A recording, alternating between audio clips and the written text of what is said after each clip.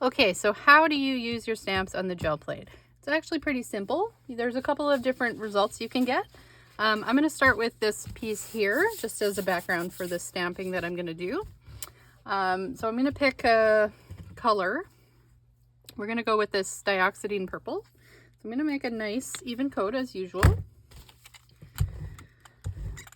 You have to work pretty quickly when you are using stamps, because your paint dries pretty quickly. And once it's dry, it doesn't really doesn't work so well. All right, so we're rolling out a nice even coat. And then I'm going to use my stamp. So this is a stamp that I've made out of foam core and craft foam. So I'm just going to push it in there, try and get good solid contact.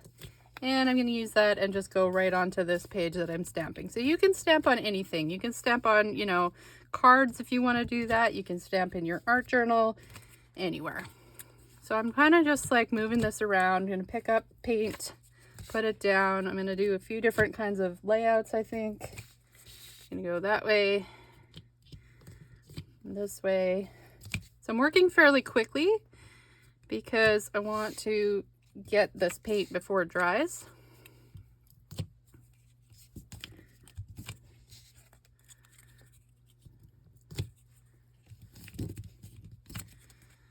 I'll take that one too.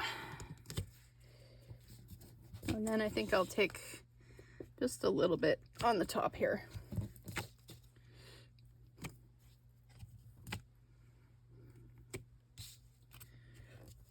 Okay, so we got stamped on this page, but I'm actually going to try and pick up this page as well.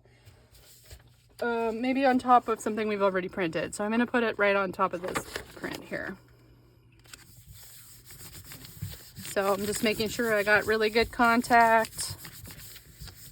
Smoothing it down really nicely.